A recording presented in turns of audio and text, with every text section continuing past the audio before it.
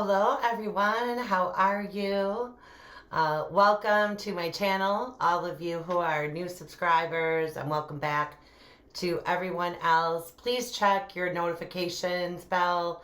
I know a lot of people are missing out on the premieres because they're not getting their notifications, and they do just undo that a lot, and subscriptions. So yeah, make sure to check that for everybody that you watch here on YouTube. So the new moon that we have coming on the 4th of December, everyone's got it on the 4th. Unless you're in Pacific time zone, then it's like just before the 4th at the like 17 minutes before the 4th on the Pacific coast. But because the moon is closest to the earth. So when you hear the term super full moon or super new moon, it means that the moon is as close, one of the closest, or the closest it can get to the earth. And the new moon that we have coming, new moons, of course, are about planting the seeds. And, Jupiter, who is the most benefic planet that we have out there, is ruling this new moon. It's a big one. Filled with a lot of promise is what Metatron is saying. So because it's the super new moon of the year, the closest that the moon is going to be, and a solar eclipse, and because of the position of this new moon, I decided that we should do, he's saying a celebration. We're going to have a ceremony for the new moon and do some work with Metatron, doing upgrades, releasing old stories and doing some downloads and upgrades, working with our chakras and balancing our vibrations. So we will be doing that this Saturday. It will be a Zoom meeting. You don't have to have your camera on. You don't have to say anything. You can be muted. In fact, it probably will be that people are muted unless they need to ask a question or something is going on with them. But yeah, I thought let's do that because it's a weekend, it's a Saturday, and I scheduled it so that if you get up super early in Australia, or if you're up late for Sunday morning, it would be in Australia, or Saturday night for Europe, or Saturday early evening on the East Coast, and then late afternoon for Central Time, early afternoon for Pacific Time. So I will put that link in the comments for you to sign up, because you'll need the Zoom link to be able to sign up. Jupiter is a 3. Always lots of promise. Sorry, my pinky is always sticking up. Always a lot of promise with the 3s in play. And Jupiter in numerology is the 3. So we're going to do it for $33.33, which adds up to a 3. And then you'll have the recording afterward too, to listen back. And I mean, I'm sure it will be helpful for not just this new moon. So I'm excited because I haven't done a live Zoom with you guys for years now, more than a year and a half at least. So yeah, I'm looking forward to doing that with you guys. And yeah, I'm excited about it. They had brought it up a couple of months ago, and then it kind of went off the radar, but it came back this week, and I was like, I need to make sure, like, this is good timing for everybody, and, something that people will be excited to participate in. And I got all the signs, like I always do when I ask, for that to happen on Saturday. So that link is, I'll leave it in the description box, but I'll put it in the comments as well. And I want to mention that the last time I uploaded a video, I did not set it to be a premiere. I walked away from the Mac. I published it. I walked away. I went into the room where my phone is, and I saw on my phone that it was a premiere, and I had no idea. So I wasn't there in the first few minutes. But yeah, and we did get to chat a little bit when I figured out what was going on. But that was interesting because I didn't upload it that way, but YouTube did. So meant to be always, of course. And just, yeah, Metatron is pointing out, going with the flow, how critical, he is using the word critical, it is for us at this juncture to be flexible, to not panic when things don't go down exactly the way that we had imagined them. I've had a lot of that in my own life this past couple of weeks, and I'm sure that many of you are going through the same things. So we're going to talk about then the new moon that we have coming. It's the last, this is wrapping up the eclipses in the Gemini and Sagittarius axis. We're going to wrap that up in a big way with this new moon energy. And this is, again, one of those new moons that, new moon is the beginning and the full moons are the wrap up and when there's illumination and closure. But this, because of what it's doing and how it's speaking, is again about both. Some old pattern being released, could be a partner or, business partner, friendship, reworking dynamics in relationships, and how we look at romantic relationships. If there's a new relationship starting, is the balance of power correct? Is there obsessing about the relationship? Are you able to just go with the flow? And he's saying trust in what is new, what is meant for you coming on board, he's saying. So today, as I'm making this, the 1st of December, we've got Neptune stationary in the sky. So Neptune has been retrograde. Let me grab my notes. Neptune has been retrograde since the end of June. He went retrograde at 23 of Pisces, which is interesting because 23 Pisces is where Jupiter and Neptune will meet up together. Once Jupiter comes into Pisces, that's where they're going to be together. That's the traditional and the modern ruler of Pisces will be coming together at 23 degrees. So that's an, hot degree, especially if you have things in the water signs there. But, everybody's got something going on at 23 degrees, even if it's an asteroid. It doesn't have to be exactly 23 either. You can give yourself some leeway for the degrees, either before or after.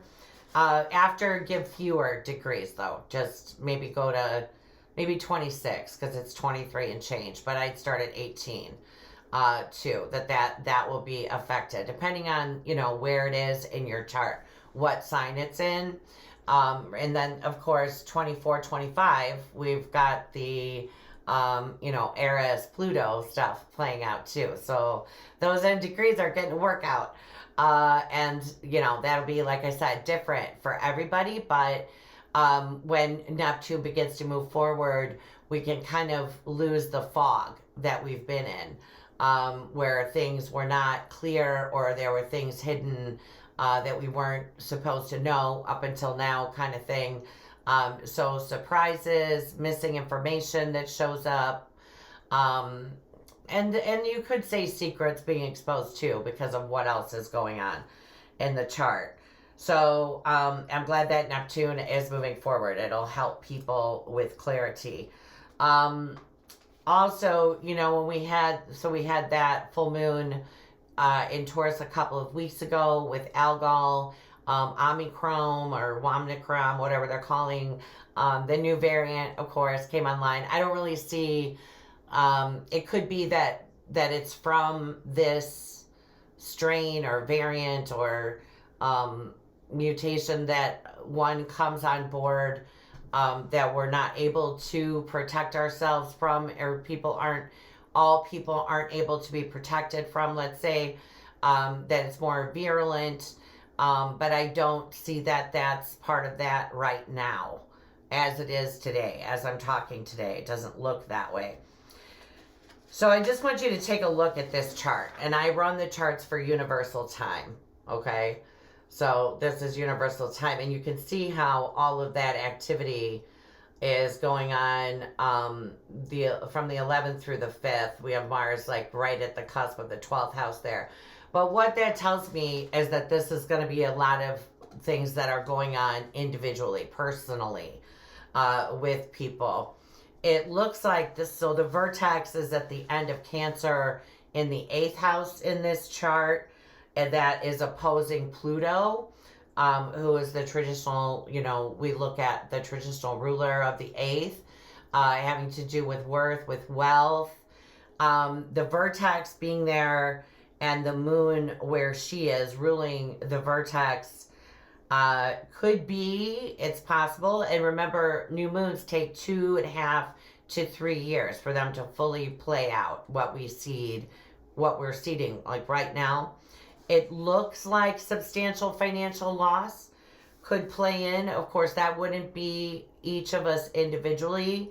That would be more like a group dynamic, or, just in general, something going down. So that was interesting because I kind of saw it almost like a drain of money going away. So be really careful with where you're putting money, and any investment like time, energy, mental energy, just where you're putting your efforts. We want to make sure that they aren't wasted, and especially aren't wasted on someone who is not reciprocating. I don't really even think that is going to stand up. I think probably something would happen to bring that to an end. So all of the new moons we talked about from November going through March of 2022 will be at 12 degrees. And this is happening in Sydney at 6:43 p.m. on the 4th, London 7:43 a.m. and Central Standard Time 1:43 a.m. on the 4th. And because it's at 12 degrees, we're looking at the great attractor is at 15 degrees of Sagittarius, and the fixed star Antares is at 10. Okay? And so this is what I'm talking about, this portal, this manifestation portal. Antares is one of the 4 royal fixed stars. Each of them, it's like each of them are on the corners of the zodiac, because the zodiac is a wheel. Can't really have corners on a wheel, so technically not a corner, but this would be the west, the watcher of the west, Antares, and it is the heart of the Scorpio constellation. It falls at 10 degrees of Sagittarius, and that is, each of the royal fixed stars is associated with an archangel. This royal fixed star is associated with Archangel Uriel. So Uriel, he just changed colors for me when I was about to say his color, because he does appear different colors. I mainly associate Uriel with gold, because he does rule Antares and the gold, the richness of the earth. And that would be part of Antares's territory. But when we do our meeting, if you join on the 4th, for the new moon ceremony, we will work with Uriel, obviously, but also Gabriel and Azrael have been sharing with me. Azrael is bright red, like that color red. Or this. I guess mine, that's not that red or bright, but yeah, he kind of, I always say he is the color of a Coke can, but he always changes it. So candy apple red. And Metatron, of course, Michael, and we'll see who else shows up. I'm sure the Divine Feminine will be around as well. And then also, if you think back to, for this energy of this new moon, think back to the solstice that we had in June, the one that happened on June 21st. The south node of fate was where the moon is going to be now. And so, so most likely, because the moon deals with the past, south node deals with the past, something is going to go. Anytime that we're talking about the great attractor, and I should explain that the great attractor is hundreds of millions of light years wide. They don't know why. It's an anomaly that pulls in, it's like a giant vortex that pulls in all of the galaxies around it. So typically when you have placements there in the middle of Sag, it's like loss and then the replacement of the loss. And a lot of times Jupiter, you know, he is benefic. He brings us blessings and gifts. But in this vibration, what Metatron was saying, that a no can be a gift, reminding us that a no is also a gift, that if something is not meant for us, that circumstances will conspire to ensure that it doesn't come together. Always in, you know, for what is best for ourselves and for what is all that is. That is the way that it plays out. I think he was like alluding to it just is, and just accept it and letting go gracefully. The day after this full moon, Mars, who of course we associate Mars with Antares, he's still in Scorpio, his traditional rulership. He will, and this is what I was talking about in the last video, there is the true node and the mean node. The mean nodes are going to change signs ahead of the true. So for the week of Christmas and then the first week of January, the nodes change signs. But for the 13th through the 17th of December, Mars will be traveling with the South Node. So this is a good time to wrap up like projects, things maybe that we've put out, what are you saying? Okay. Put out, like take the trash out. He is talking about, you know, like habits, things that you would, if you were being like taking a look and reflecting, you would say like, this is a self-sabotaging act, or, you know, this habit sabotages me, you know, or things that we've just been procrastinating, that maybe aren't so fun to do. Good time to get that kind of stuff out of the way and release habits that no longer serve us. Mercury, in case, and then I've heard a reader mention this as well. For those of you who've been experiencing Mercury retrograde, like symptoms, things playing out, sort of like a Mercury retrograde, Mercury is out of bounds. And he's going to continue to be out of bounds until the 29th of December. So he's out of bounds like the whole month of December. So, and Venus is out of bounds right now too. She'll come back in bounds on the 8th. And remember, out of bounds is when a planet travels outside the path of the sun.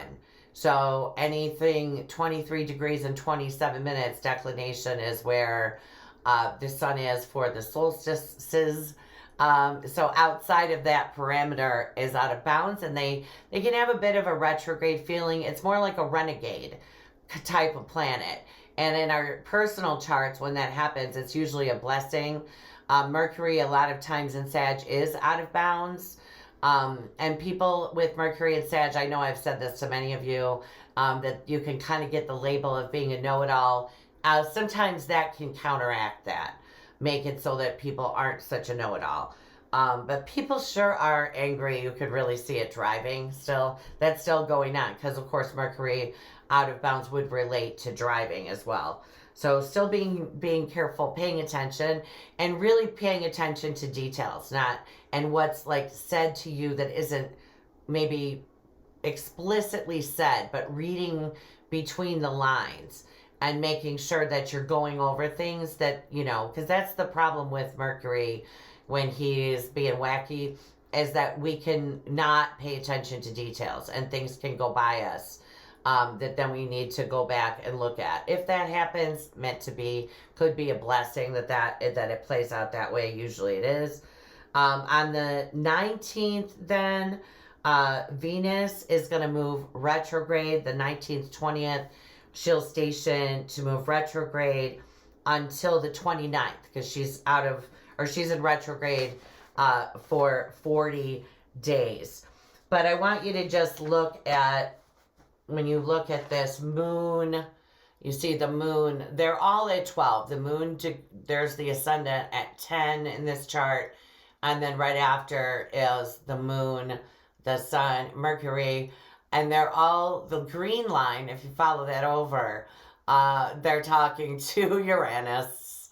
And so won't be like a huge surprise if there is a rapid change, a rapid moving of events, if things Maybe could even, like the way he's showing me is the cog in the wheel almost taking a step back, going back over something. That could be part of this Venus and Mercury out of bounds energy too, is that we need to go back to something that relates to money, to partners, to balance, to diet. Yeah, so that's interesting that he's bringing that up as well. And you can see that Venus, she's in the second house there. That second house of money and resources is packed. And you have the planet of money, the planet of wealth, the planet of banking, and the planet of opportunity and endless quantities of abundance, all in the second house of money. So that's always good. We'll do some, when we do our manifesting work, we'll work with that as well. I wanted to read you the Omega symbol because Jupiter is ruling this new moon, and he is in Aquarius. He is at 25 degrees and 50 minutes of Aquarius. So we're going to look at the 26th degree of Aquarius, which rules this new moon. The sound of an ocean kept in a small box. In the smallest and seemingly most unimportant of situations, there are cosmic elements at work. And even though many feelings may seem shallow or bland, there are hidden depths to everything that is felt. This degree is aware of that and has the ability to enter the depths of both its own and other subconscious to help get in touch with what needs to be contacted. The Chandra symbol is dragonflies around a stagnant pool, Pluto or Mars. The contrast here is between what is heavy and rotting versus what is light and airy. But he was pointing out that this is an observation degree, that we are observing our own shadow without judgment, moving into radical self-acceptance. You know, if we're constantly manifesting that we can have this, we can have that, we can have this, but part of us, all of us, doesn't believe that we're worthy and deserving, that will block it. So that's what we'll work on with the manifesting work that we do. But it's important to, you know, in this energy, remind ourselves that the shadow is loved, that the shadow is accepted and loved. He's saying unconditionally and without question, that we simply accept and love. Oh, I didn't know what, oh, that was funny. Did you guys see the orb? That's why I said that. So I'm just going to read through what, oh, and I also want to mention, of course, we talked about the nodes. So on the 22nd, the mean node, the north node of the average node, it's hard to, you know, I don't want to get too wonky with that, but that moves into Taurus. So the 22nd through like the 5th, 6th of January, by the 5th, 6th, the nodes will be definitely in Scorpio and Taurus. And the final Uranus-Saturn square comes on the 24th. That happened on the 17th of December, or the 17th of February, the 14th of June, and then the final will be the 24th of December. So we're going to be working on our powers of observation, not getting involved in all of the, he's saying, hoopla and shenanigans playing out in the illusion. That's why I don't address these things so much, because it's just entertainment. You know, I'm just going to tell you guys that when the creators, beings of pure love and light, are assessing situations and talking about certain people with readers, they never disparage them, anyone. So, you know, it's kind of time to get rid of the entertainment aspects, like for all of us being caught in what he says has nothing to do with us personally, and also like excusing ourselves from that, because otherwise we get all of the people who are, you know, have an attachment and opinion on this subject, then we're interacting with all of that, and who wants that? I don't want it. But observation leads to illumination. If we can just take a step back and observe what's happening and in our, like within us, and or in another shadow too. We can learn things about ourselves just through observing the shadow of others. And then to not take anything personally right now, because people are he's saying each person is going through, that all of us individually and collectively are going through, he's talking about a thrust of great change. And tying up loose ends. So bringing closure and forgiveness to situations that we're still holding on to. Surprising, like when I did the video about forgiveness, how many people push back. It blocks us, our gifts, our psychic gifts and intuitive abilities. It blocks us from being able to hear the Creator and hear our own voice of wisdom when we're still holding on to resentment about like scenarios of abuse of power that we haven't quite decided to accept. It's not easy to look at that and say that I've chosen it, but it gives the power back. Otherwise, we're still giving our power to that person. I talked about radical self-acceptance and healing patterns of self-sabotage. That no is a gift, being flexible and being loyal to ourselves, believing in ourselves, believing in our ability to create with all of creation, with the divine, what is best for ourselves and what is best for all that is.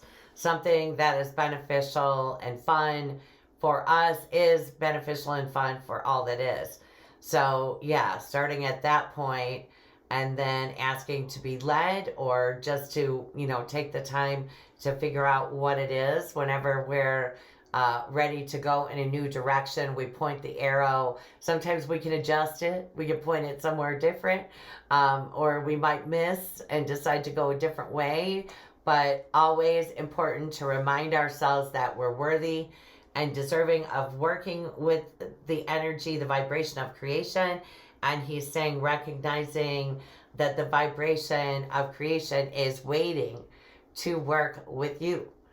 Okay, everybody. So I hope to see all of you on Saturday. I should say it is limited. And so if you want to sign up, if that's something that sounds like, we'll wrap up the year. It's the last new moon of the year before we move into 2022. So I'm excited about it. And I hope that a lot of you will join me. We'll see if I run out of space and there are a lot of people wanting to participate that are unable to, then I could extend the number, but let's see how it goes. But if you're interested, then book right away, because otherwise it will fill up. But yeah, I'm excited to do that with you guys. I'm looking forward to it. All right, everybody, I'm sending you so much love, and I hope that everyone is doing well, thinking of you guys, and love, abundance, prosperity, wholeness. All right, everybody. Thank you so much. Bye-bye.